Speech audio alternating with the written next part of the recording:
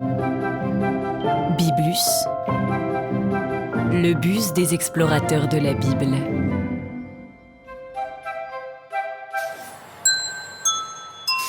Biblus, 9e arrêt, Jacob et Ésaü. Les enfants, n'oubliez pas de noter chacune de vos observations pour mettre une note à la fin de l'épisode. C'est 5 étoiles si l'exploration est réussie.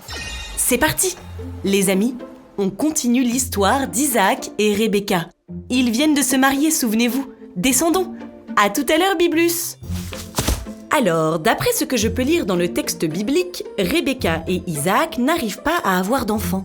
Cela arrive parfois, lorsque l'un des parents est stérile. Cela veut dire qu'il ne peut pas physiquement concevoir un enfant. Alors je vois Isaac qui implore Dieu et ils sont exaucés. Regardez, je vois Rebecca qui est enceinte, là-bas, assise sur ce rocher couvert d'herbes folles. Elle berce son ventre. Bonjour Rebecca. Bonjour Sophia, je suis contente de te revoir. Et regarde, le Seigneur m'a rendue enceinte. Quelle grâce! Oh, mais ça s'agite dans mon ventre, dis donc. Pourquoi faut-il que cela se passe ainsi pour moi? Je vais consulter Dieu tout de suite. Seigneur, que se passe-t-il dans mon ventre? 2 nations sont dans ton ventre. 2 peuples différents sortiront de tes entrailles. L'un sera plus fort que l'autre, et l'aîné servira le cadet. Oh, j'ai compris. Rebecca attend des jumeaux. D'ailleurs, je crois que... Oh là, oui, mais oui. Ça y est, c'est l'heure. Rebecca va enfanter. Nous sommes à l'accouchement. On est avec toi, Rebecca. Devenons sage-femme un moment et restons proches de Rebecca. Note sur mon carnet. Le premier enfant qui sort est un garçon roux, tout couvert de poils comme une fourrure. C'est Ésaü. Et voilà son frère qui arrive. Oh, ça alors, il a la main agrippée au talon d'Ésaü. C'est Jacob. Que veut dire leur prénom? Reprenons nos bonnes habitudes et sortons mon dictionnaire français-hébreu. Alors, Ésaü veut dire « tout fait ». En effet, il sort tout poilu comme un adulte alors que c'est un bébé. Oh, ça alors, je lis qu'il va avoir un autre prénom plus tard, on l'appellera Édom. Ce qui veut dire rouge ou roux comme la couleur des cheveux, car il est tout couvert de poils et de cheveux roux. Il a donc ce nom à cause de la couleur de ses cheveux, mais le dictionnaire me dit aussi qu'il va manger un plat de lentilles rouges. Bon, on verra cet épisode un peu plus tard. Et Jacob, je cherche. Alors Jacob veut dire « il talonne ». Mais bien sûr, c'est parce qu'il a talonné son frère en l'attrapant par le talon alors qu'il sortait du ventre de sa maman. Cela veut aussi dire le supplanteur, celui qui va éliminer son rival ou son adversaire. Nous verrons plus tard en quoi cela nous sera utile pour comprendre le destin de Jacob. Voilà donc nos 2 héros, 2 frères, comme Caïn et Abel. Sauf qu'ici, ils sont jumeaux. J'aurais bien aimé avoir une sœur jumelle, moi aussi. On aurait fait les 400 coups.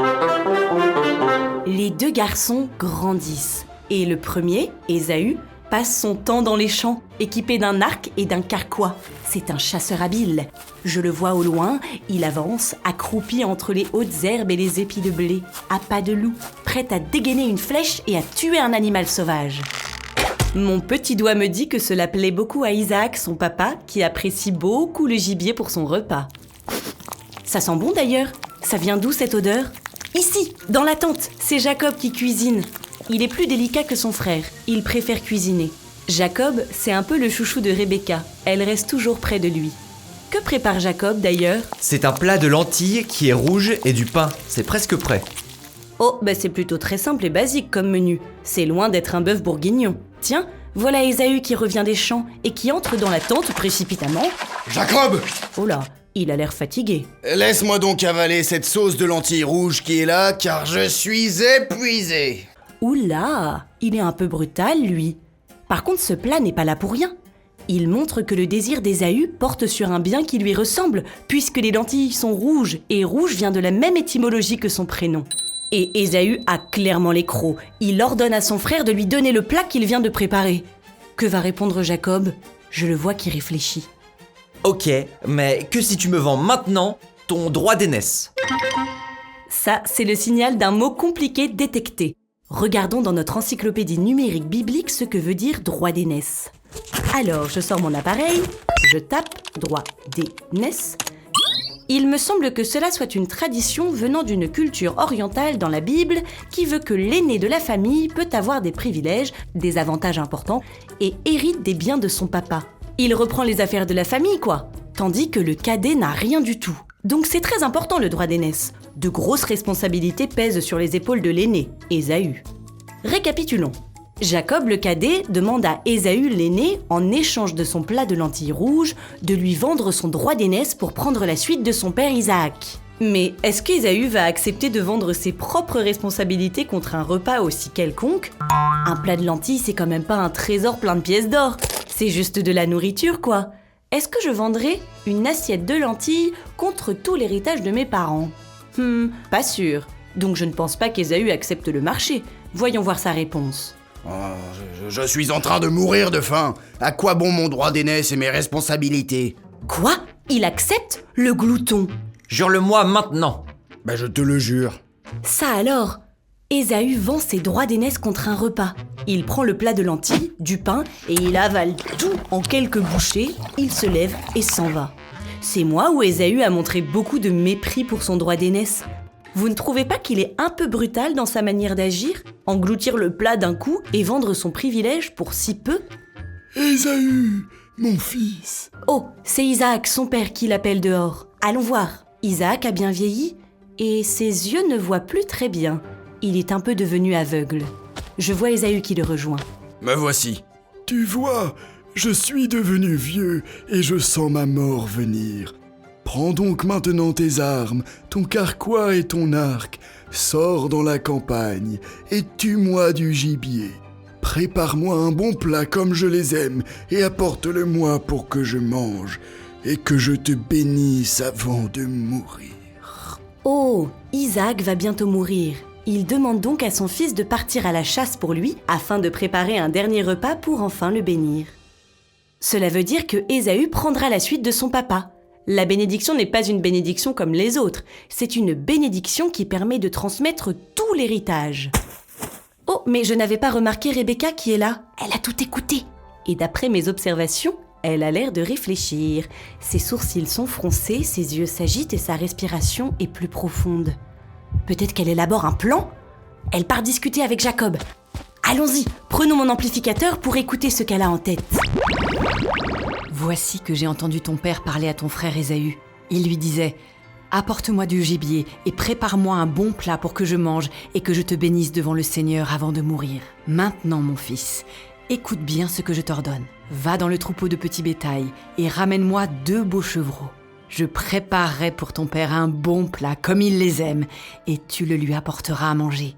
Alors, il pourra te bénir avant de mourir et tu recevras le droit d'aînesse et tous les biens de ton père. » Mais mon frère Ésaü est un homme velu, tandis que ma peau est lisse. Si jamais mon père me palpe, il croira que je me suis moqué de lui et j'attirerai sur moi la malédiction au lieu de la bénédiction. Qu'elle vienne sur moi, ta malédiction, mon fils. Écoute seulement ce que je te dis et va me chercher les chevreaux. Apportons un peu de clarté dans tout ça. Clairement, Rebecca veut que Jacob prenne la place d'Ésaü et qu'il reçoive la bénédiction paternelle. Commence alors une course effrénée pour recevoir en prums la bénédiction qui revient à l'aîné.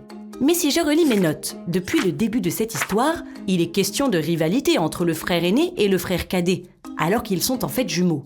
Mon petit doigt me dit que Jacob est un personnage essentiel dans la Bible et que toutes les manigances de la part de Rebecca ne sont pas là pour rien. Dieu ne doit pas être bien loin. Mais attendez, Jacob va mentir à son père et trahir son frère ? C'est pas très bien ça. C'est vrai que comme Isaac est aveugle, Jacob a des chances de ne pas se faire reconnaître de lui. Voyons comment cela va se passer. Suivons Jacob.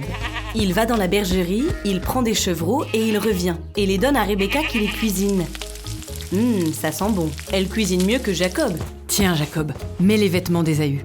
Oula, c'est un peu grand pour moi. Mais comment faire pour ma peau ? Ésaü est barbu et poilu, et moi tout lisse. Attends, je réfléchis. Mets donc les peaux des chevreaux sur les mains et là, autour de ton cou. Il est drôle, Jacob, déguisé en Ésaü. On dirait un costume de carnaval. Mais les choses sérieuses commencent. Rebecca lui met le plat dans les mains avec du pain. Il va devoir se faire passer pour Ésaü devant son père. « Jacob, je viens avec toi. Courage, Si Isaac ne te voit pas, j'espère que tu ne seras pas reconnu par ta voix. Mon père ? Me voici. Qui es-tu, mon fils? Je suis Ésaü, ton premier-né. J'ai fait ce que tu m'as dit. Viens donc t'asseoir, mange de mon gibier. Alors tu pourras me bénir. Comme tu as trouvé vite, mon fils. C'est que le Seigneur, ton Dieu, a favorisé ma chasse. Oh, le menteur! C'est parce qu'il est allé chercher les chevreaux dans la bergerie, le filou. Mais il s'est bien rattrapé. Et peut-être que Dieu n'est pas loin dans cette histoire. Approche donc, mon fils, que je te palpe, pour savoir si tu es bien mon fils Ésaü. Flûte, zut et parachute, Isaac a un doute. Vas-y, Jacob, montre tes mains recouvertes de peau de chevreau. J'espère que ça va passer, qu'il ne va pas être démasqué. Isaac palpe les mains et la fausse barbe de Jacob. Le pauvre Jacob tremble presque. La voix est la voix de Jacob, mais les mains sont les mains d'Ésaü. C'est bien toi, mon fils Ésaü? C'est bien moi. Apporte-moi le gibier, mon fils, j'en mangerai, et alors je pourrai te bénir. Ouf, on a eu chaud, il n'a pas reconnu Jacob. Jacob le sert, et Isaac mange avec du vin. Le plan fonctionne comme sur des roulettes. Chapeau Rebecca, tu es une vraie stratège. Approche-toi et embrasse-moi, mon fils. Ça y est, c'est le moment de la bénédiction. Jacob s'approche d'un pas solennel. Isaac le fait venir à lui et respire l'odeur de ses vêtements. Et il lève ses yeux bientôt éteints vers le ciel. Que Dieu te donne la rosée du ciel et une terre fertile, blé et vin nouveau en abondance. Que des peuples te servent, que des nations se prosternent devant toi. Sois un chef pour tes frères, que les fils de ta mère se prosternent devant toi. Maudit soit celui qui te maudira, béni soit celui qui te bénira. Ça y est, il a donné la bénédiction à Jacob. C'est un peu ironique, parce qu'ils sont les vêtements de Jacob qui sont en fait les vêtements d'Ésaü. La bénédiction est donc fondée sur un mensonge, une usurpation d'identité.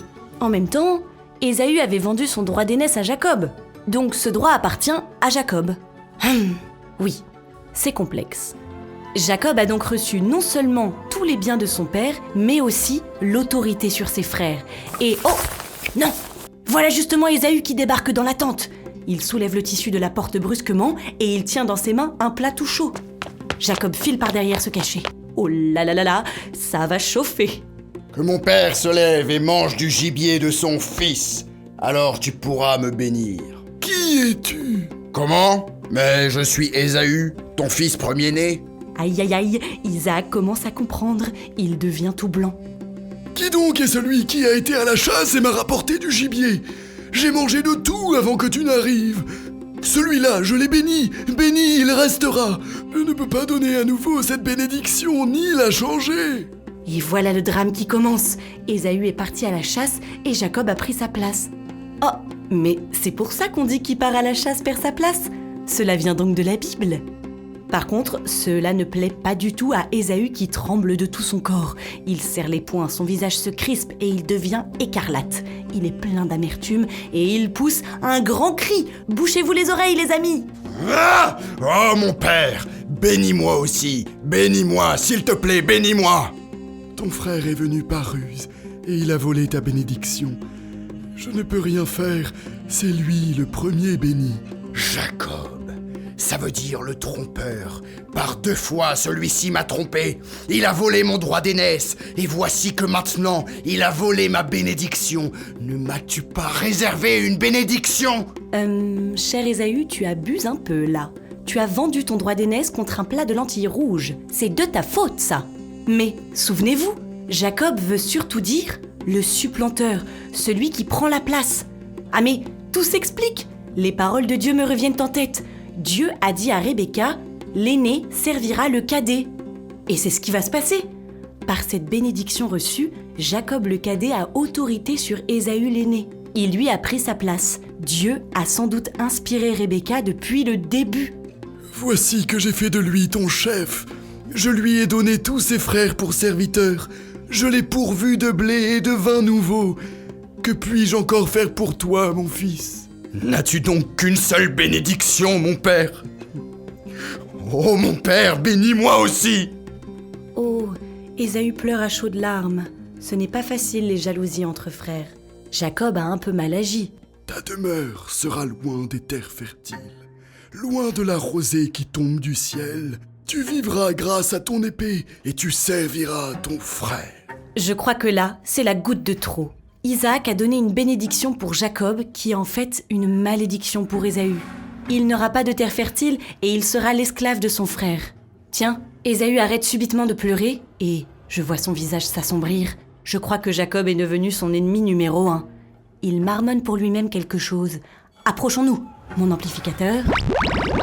Le moment de la mort de mon père approche. Une fois qu'il sera mort, je tuerai mon frère Jacob. Oh non! Ésaü veut attendre la mort de son père pour ensuite tuer son frère. Nous revoilà avec la même situation que le début du livre de la Genèse, le 3e arrêt, avec Caïn et Abel. Souvenez-vous, Caïn, jaloux du choix de Dieu, a tué son frère. Ésaü, jaloux de ne pas avoir reçu la bénédiction et en colère contre la tromperie de son frère, veut tuer Jacob. Un serviteur d'Isaac a tout entendu. Il se dirige vers la tente de Rebecca. Allons lui raconter le projet du meurtre d'Ésaü. Rebecca, écoute-nous! Ésaü veut tuer Jacob. Rebecca raconte tout à Jacob et, tiens, je crois qu'elle a une nouvelle idée. Oui, son visage s'éclaire. Elle doit sans doute être inspirée par Dieu. Voici que ton frère Ésaü veut se venger de toi en te tuant. Maintenant, mon fils, écoute-moi bien. Lève-toi et fuis à Haran chez mon frère Laban. Tu habiteras avec lui quelque temps, jusqu'à ce que la fureur de ton frère se détourne de toi. Oui, que sa colère se détourne de toi et qu'il oublie ce que tu lui as fait. Alors, j'enverrai quelqu'un te chercher là-bas. Oh, Jacob va partir chez Laban, vous vous souvenez? Chez qui nous avons festoyé à l'arrêt précédent. Mais comment Rebecca va-t-elle parvenir à envoyer Jacob là-bas? Biblus, départ imminent. Oh non, Biblus, je veux savoir la suite. Pour découvrir la suite, il faut monter dans Biblus. On verra ça au prochain arrêt. Alors, en attendant, tu as retenu plein de choses aujourd'hui? C'était intense. Rebecca qui élabore des plans, Jacob qui se déguise, Ésaü qui hurle de colère et qui veut tuer son frère. Que de rebondissements. Mais, Biblus, pourquoi Jacob doit recevoir cette bénédiction? Ce n'est pas très gentil pour Ésaü. Oui, c'est pas très gentil, mais tu sais, parfois dans la Bible, la gentillesse ne fait pas tout. Dieu prend des chemins qui peuvent nous choquer. Mais Jacob est celui qui est choisi par Dieu pour être le père de son peuple. Tu découvriras ça dans les prochains épisodes. Quant à Ésaü, il n'a pas encore dit son dernier mot. Ce que je peux te dire, c'est que c'est un personnage perçu comme brusque et violent, et donc qui pourrait mener le peuple de Dieu dans une mauvaise direction. Jacob est plus doux et réfléchi. Il bénéficie de la proximité et de l'intelligence de Rebecca, sa mère, qui a fait confiance à Dieu. Dès sa grossesse, Dieu lui a révélé qu'elle portait 2 nations, où l'aîné servira le cadet. Elle fait confiance, et elle fait tout pour mener Jacob vers le chemin que Dieu lui réserve. Tu verras ça au prochain arrêt. Monte vite dans Biblus, on est reparti. Merci Biblus. Venez les amis, montons pour découvrir la suite. Je vais mettre en attendant une note 5 étoiles, et voilà. Toi aussi tu peux mettre 5 étoiles si tu as aimé cet épisode. Et n'oublie pas d'aller prendre un ticket sur le site internet biblus.fr pour aller au prochain arrêt. Partage aussi à tous les amis qui ne sont pas encore montés à bord de Biblus. On est 100% gratuit, mais on a besoin d'un petit coup de pouce pour faire avancer Biblus. Et tu les imagines comment, toi, Jacob et Ésaü? Dessine-les et envoie-les-moi. Je les publierai dans la prochaine newsletter de Biblus. Inscris-toi sur biblus.fr. Allez, allons-y Biblus. Au revoir les amis, on se retrouve au prochain arrêt.